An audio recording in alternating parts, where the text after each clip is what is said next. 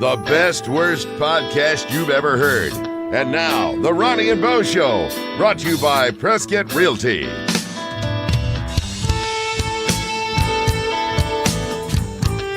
It's the Ronnie and Bo Show, Bo Woods. Ronnie, ladies and gentlemen, Merrill. The world famous. Ronnie famous. Merrill. No, not Pointed not at you me. first. No. Pointed at you first. No. This is all you. This is all you. Not even. Oh, man, I just ride your coattails Oh, right. everywhere. I heard that before. They are long and broad, and Thank you. I fit nicely. It's the Ronnie and Bo Show brought to you by Prescott. See, you're riding these tails? You better believe it, baby. I sound like Shotgun Tom.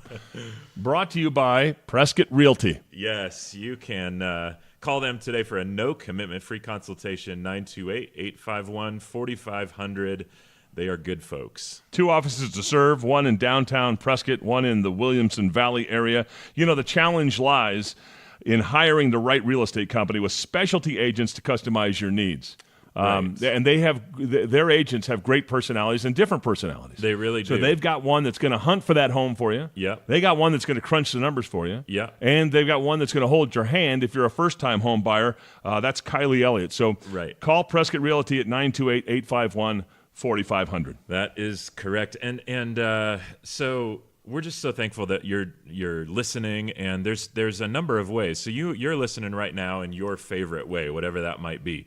That particular podcast platform. Right. But I only listen on the podcast app is what you're saying. I only listen on iTunes. Exactly. I only listen on, Exactly. But we are on Podbean and Stitcher and Spotify and Facebook and Apple iTunes. You can even listen. We have a way to listen on our personal website, RonnieandBoShow.com. Exactly. And so thank you so much for listening in all those different locations. And also thanks for leaving a rating or review. We know that it's kind of a pain, but we're thankful for those ratings and reviews because they help us help other people find us. By the way, we are selling Ronnie and Bo hats and T-shirts, and then we decided we've got about 480-something likes.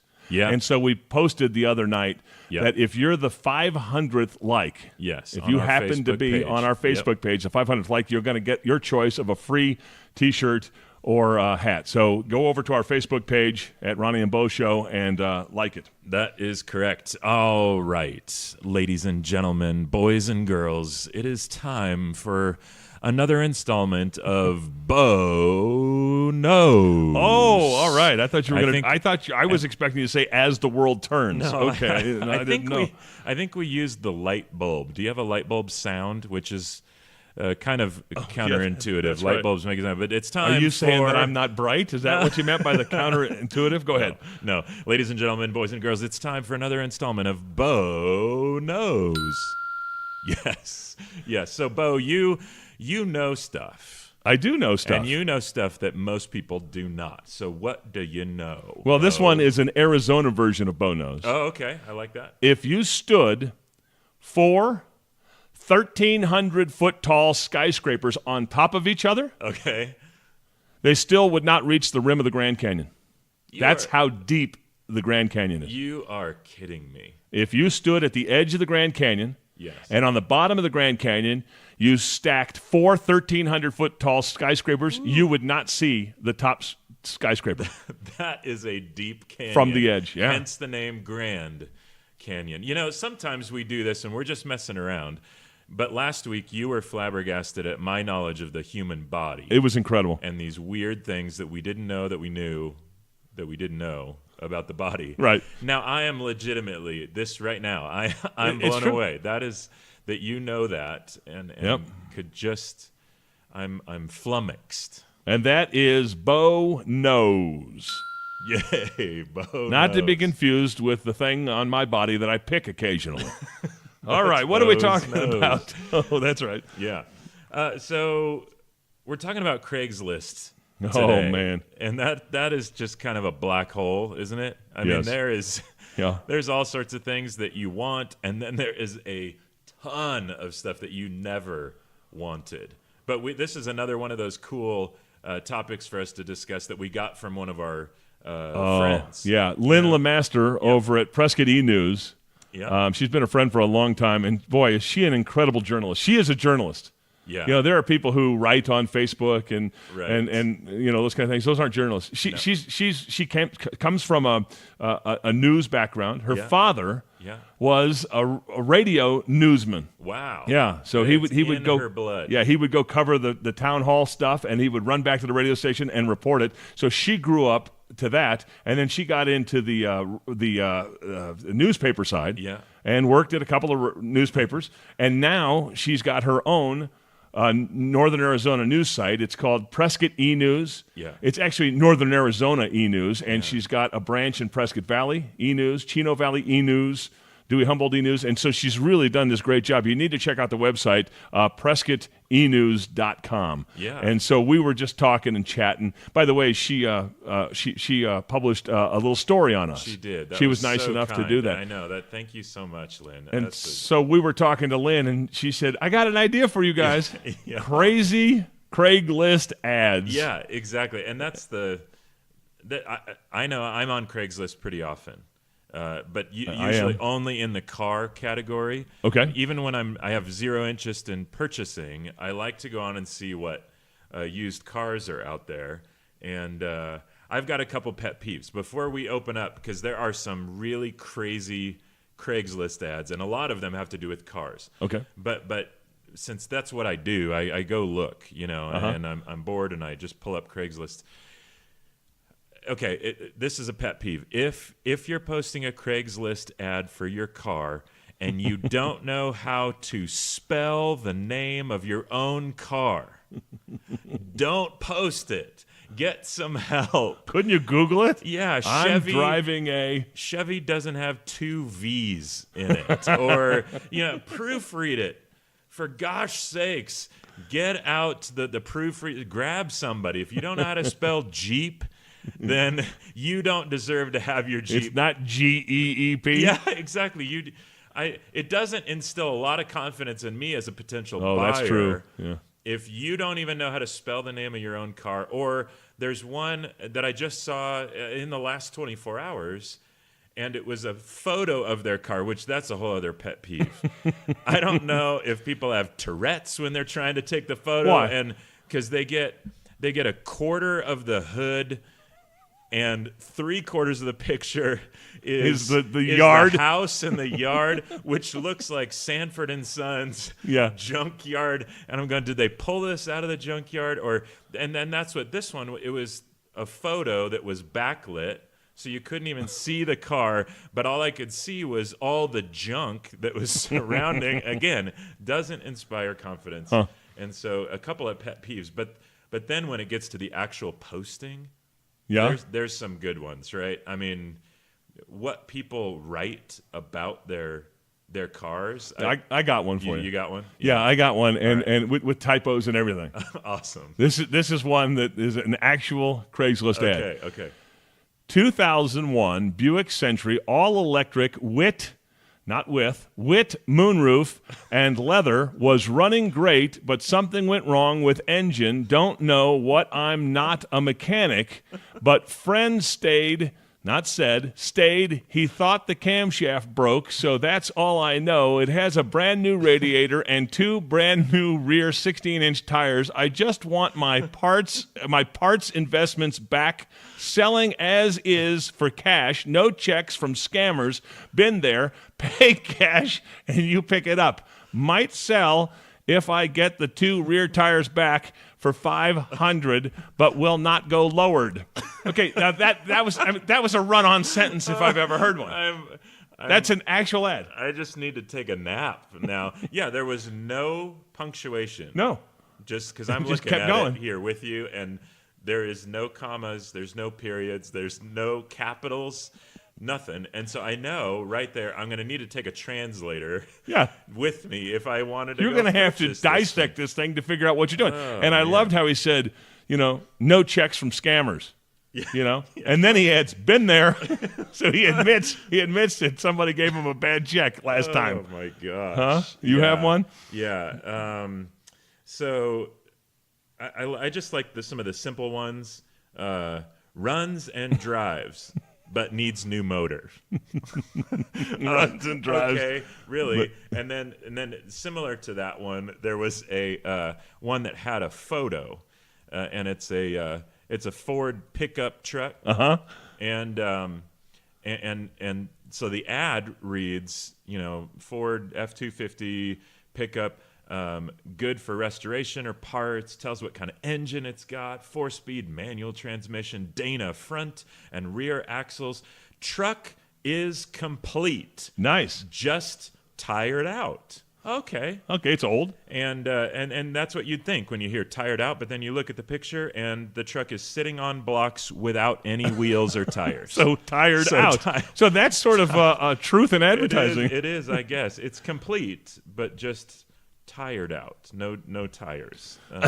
That's what that means. Yes. I saw one. I don't have it in front of me, but I saw one that said something to the effect of little old lady, grandma car, driven to church. Yes, yeah. A church-driven car by a little old lady. Right, yeah. And then it said 325,000 miles, and in parentheses it said the church is in Illinois. So he was being a little funny, right? Right, little old lady cars get 300,000 miles. I like that. I like that. Oh man, there was one here that just says, "Ugly runs good." Okay, well at least they're honest. That's truth. I think that's good. 1994 Chevy 1500 regular cab, $950. Nice. This truck is well used. It is a ranch or beat 'em up, pick 'em up truck. I appreciate those two sentences. I get that. Yeah. It painted a great picture. Right. Engine is super strong. Back window is out, but we have it. Also may need an oil pump. Okay, well, whatever. Keep going. I will include and install, I guess, the window and the oil pump for full price offer. So if you come in at $950, $925, all right, but here's the oil pump, and he hands it to you. You got to install it because only for full price will I install it. Well aged and patina in all the right spots. That's another way to cover up the rust issues, right? Oh man, 239,000 miles. Make me an offer. Need it gone today.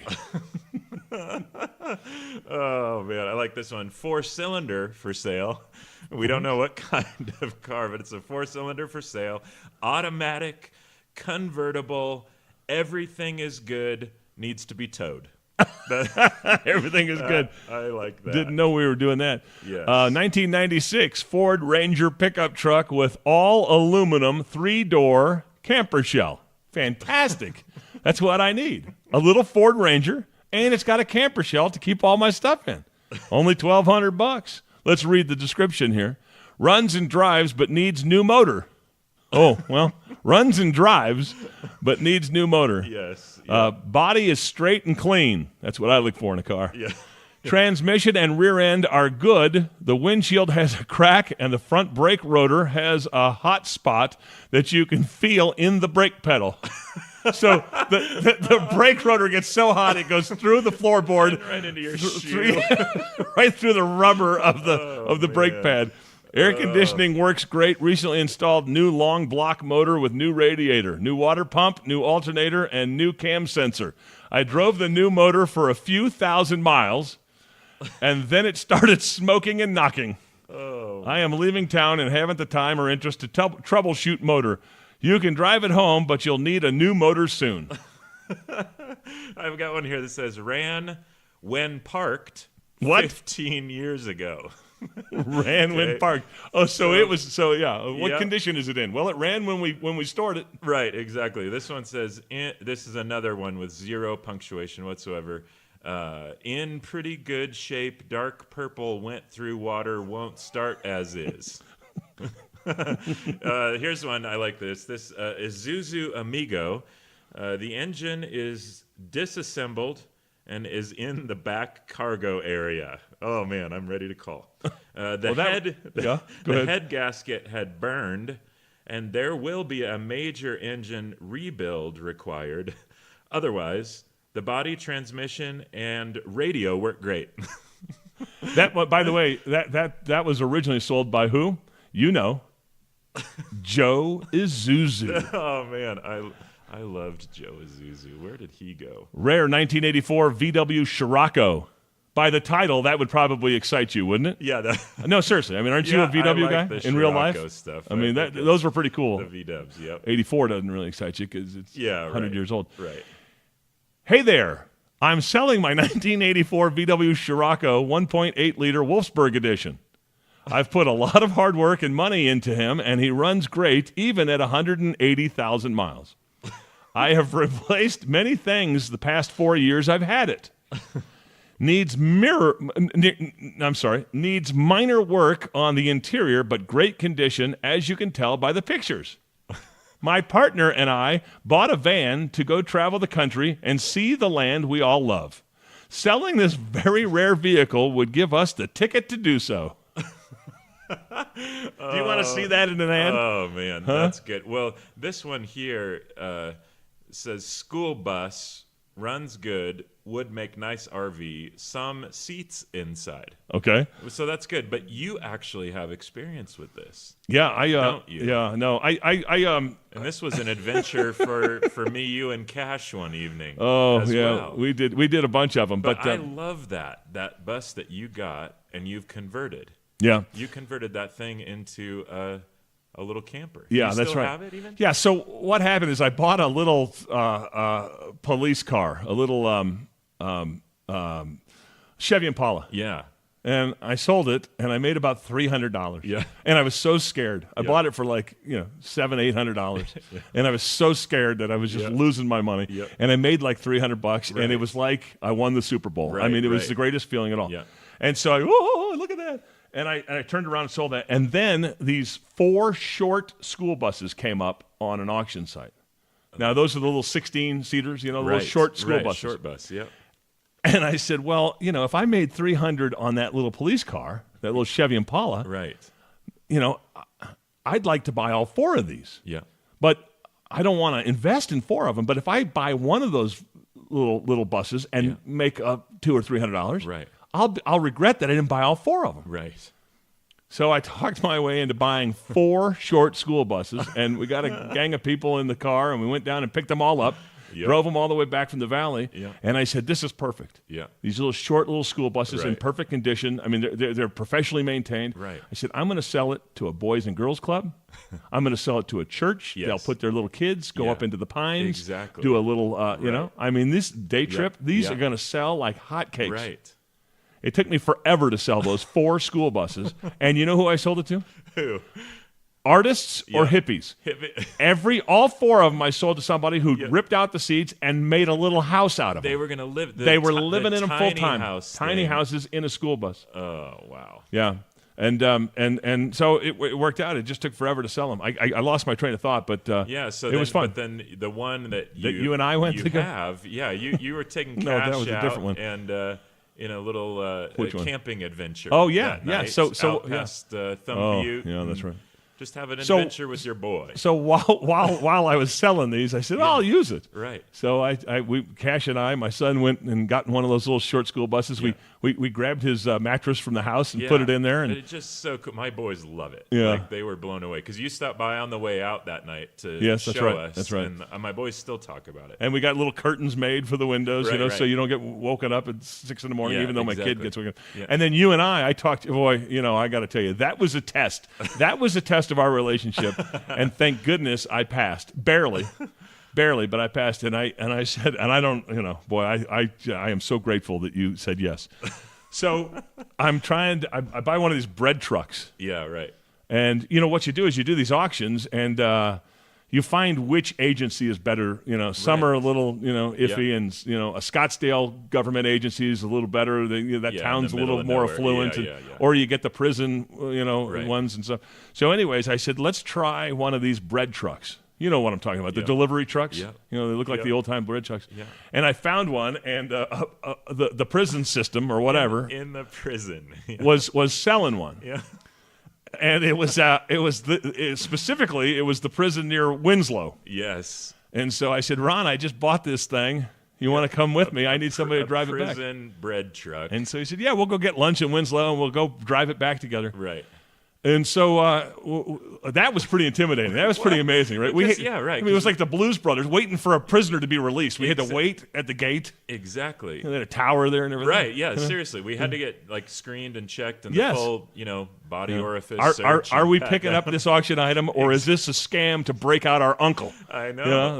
They're watching us like eagles. Seriously. So we get this thing, and it took, and instantly we discover something. It took a little bit to get it into gear or something. Right. And so you try to analyze as fast as you can. And just for the record, I mean, the drive from Winslow here to Prescott is a couple 3 hours. Yeah, 3 or 4 hours. Yeah.